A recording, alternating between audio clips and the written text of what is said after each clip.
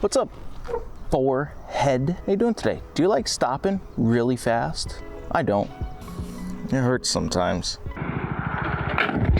But I'm gonna make this bike stop really fast, hopefully, and look a little cooler with these Yanashiki brake rotors. Let's get into it.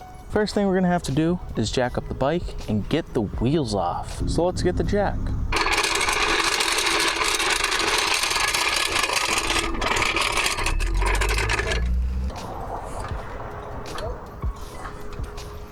So because the rear came off the ground first, we're gonna take off the rear tire first.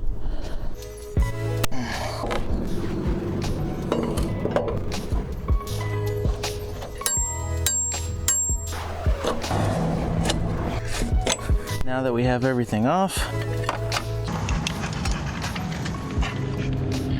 now because we're replacing the rotor as well, I'm also gonna take these 5 bolts off and get this rotor out.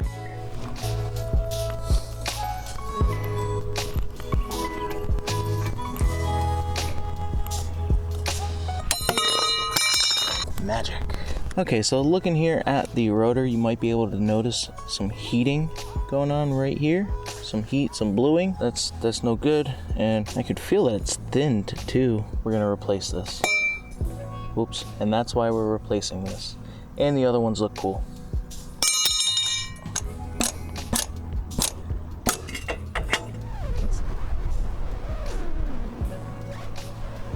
So you want to loosen these.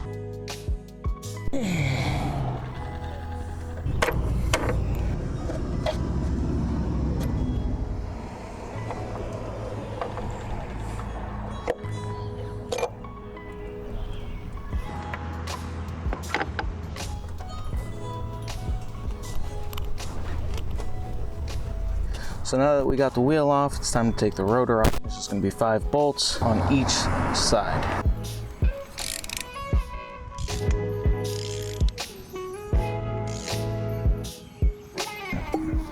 So unlike the rears, very minimal heating, but since I bought rotors, we're putting them on.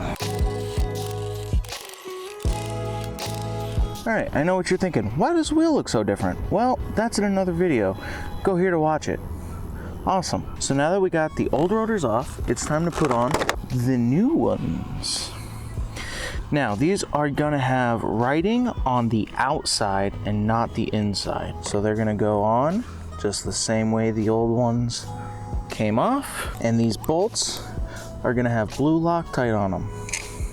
Mine already have blue Loctite on them, so I'm not worried about it. Now, because these are brakes, these are also gonna have a manufacturer torque spec, and you're gonna use them, and you're gonna go in a star pattern if you're doing brakes by yourself. But obviously, I'm gonna go over them and torque spec.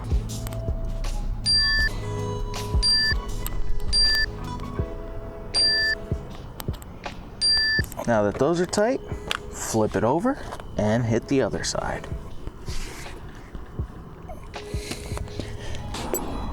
And now we have brand new rotors, and they look really sharp.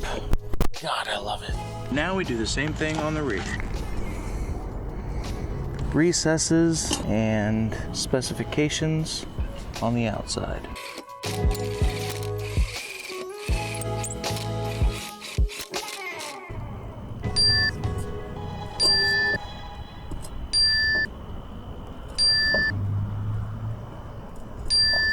Now that we got the rotors done, it's time to go over and listen to fireworks, apparently. To go over and do the brake pads. Okay, so when it comes to brake pads, you're gonna have 2 in each caliper. These are monoblock calipers, and that means it's all one piece and it just slides onto the rotor. And they make tools that'll fit in there and separate them, but most of them aren't gonna fit in these super small motorcycle gaps. So the best option I have for you is to pry on the brake pads. This way you're not causing direct damage to the caliper. So with the pistons pushed out of the way, you'll see on the back side, we're gonna have the hardware for them. I'm gonna take these Allens out. And that'll show us our rods, which are also another Allen. Now this is what our brake pads are hanging on to and what they ride on. See how dirty that is? We're gonna wanna clean this up. Now that we got that cleaned up, set it to the side. Now we can take our spiffy new brakes, set them along with the bolt. We're gonna take this bolt, throw some brake lube on it. Remember, this is what your pads rest on and slide against. So lube up your slider. Set your pads into place. Make sure they're facing the right way. Get your pin and put it back in. Do I have to tell you at this point? Brake parts, torque spec. Now, take the hardware, and you see those groove marks? Looks pretty familiar to me. Clean that up too. Because those marks were on there pretty good, lubing that up too. That'll make sure your rotors slide nice and easy. Pop it back into its rightful home. 1 and 2. Now you got fresh brakes in your caliper, nice and separated, and they're staying separated. That's gonna help a lot when you put the wheel back on. Now we do the same thing to the other side. Do you think if God existed, he could do it? The answer is no. If God exists, it's fucking me.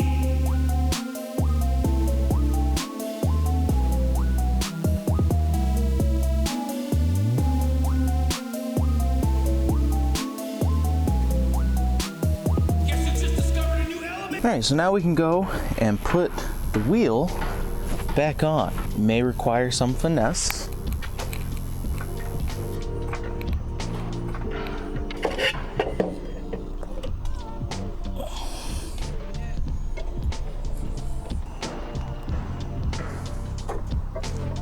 Right there, looks about right. Take the axle, shove it back in.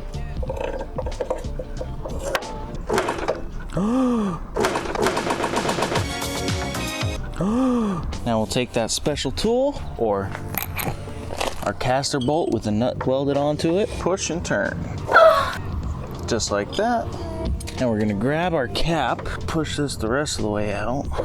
I'm just gonna pull the wheel out with my other hand and then tighten it up. And then I'm gonna screw in on the other side. Tighten up these bolts so nothing works its way loose. Lastly, gotta put the rotors on. This is by far the hardest part about taking a wheel on and off. Sometimes when you're pushing everything into place, you're not separated enough, or you push one into the other, like I'm doing. There we go. Remember, any bolt that you tighten, manufacturer torque specifications. Because that's the one thing you don't want flying off when you're going down the highway at 70 miles an hour.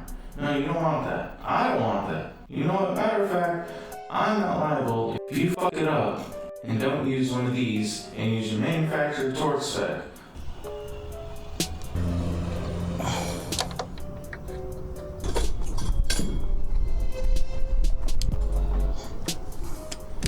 Alright, now we got new brakes and rotors in the front. But what about the rear? Yeah, we got to do that too. They do look fancy. I like them. I'm gonna let down the front. And we move on over to the rear. Now the rear is gonna be tricky because this is the caliper. And it's completely different than the front. First step is to bring the axle back out. Now, just like with the fronts, our first step is going to be to separate the pads while they're in there. Get yourself your favorite pry tool, shove it in there, and start prying. This one's only going to have 1 or maybe 2 pistons, not 4 like monoblock fronts, so it's going to be a lot easier. All right, this is as low as I can get this tripod to go. Hopefully bear with me. This pin, this wire right here is what holds your slider pins on the back. All you're going to do is take your favorite pry tool, pry it down, and it'll fall out and land somewhere. And you can see that you slide it up onto the pins. Now, with our fingers in there, you can push one of the pads, pull out the pins. There you go. Now there's lots of hardware falling all over the place and wind blowing. There are pads. Wow. Those don't look so hot. There are a lot of moving pieces in the back because it's so different from the front. Do not lose those pieces and keep them somewhere safe. Now, we have 4 pieces to clean up. That's the 2 pins, and we got 2 spacers that go in between the caliper and the pads.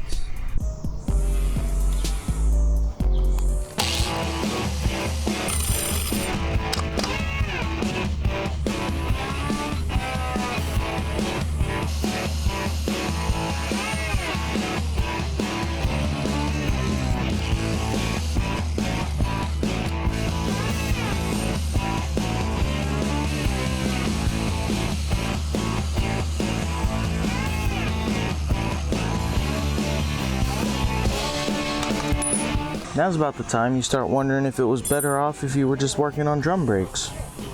It's not. You don't want to do that. Now, putting everything back together is a lot easier than you might think. The hardest part is going to be fitting everything into place before you finalize everything. First thing I'm going to do, take this. This is the pad side, so I'm just going to go real light on the lube. All right, and I'm gonna set this against the pad. Now we have that, and set that like that, because these pins are gonna be what holds them in place. And since there was a little bit of rust, we're gonna lightly dab up on that too. We're also gonna wanna take our pins and lube those up. Expect to get lube on your hands, and we're gonna put a big old glob right there in the end, just in case we scrape it off, it'll still ride along this thing. Same with your second pin. Put it in the hole. Now we're going to do the same thing for the other side. Take your other pad, slide it down into place. Your pin. Now you can take that spring and you're going to put it up, over, and around. Get your favorite pry tool and push up on the spring. Got it. And then last, but certainly not least, you don't want everything falling out. Your spring, there are tiny pinholes in the pins, and these are just cotter pins. We're just gonna boop right in there. We're just gonna boop right in there. 2 hours later. All right. Now for the most daunting part of ever taking this rear tire off, putting it back on. We're gonna throw some lube on this. It's brake lube, but it's still lube.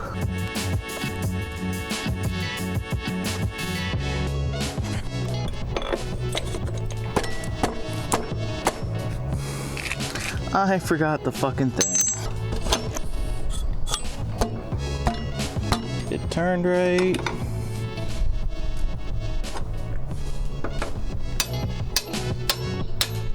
There we go.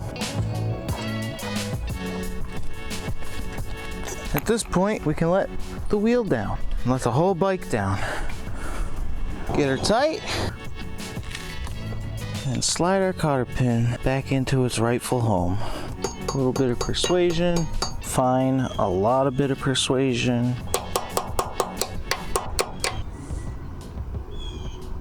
All right, now we have new brakes and rotors. Biggest tip I have for you is to press your brakes before you go doing something stupid. Hit your brakes. This way your pads are against your rotors and you'll actually stop when you hit the brakes. This is what happens if you don't.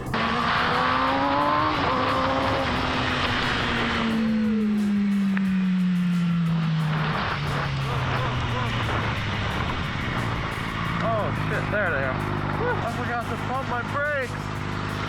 Oh, that was dumb. Oh, what am I doing again? Say what I told you. Okay. Chris on the 6 is the best ever. He's so graceful.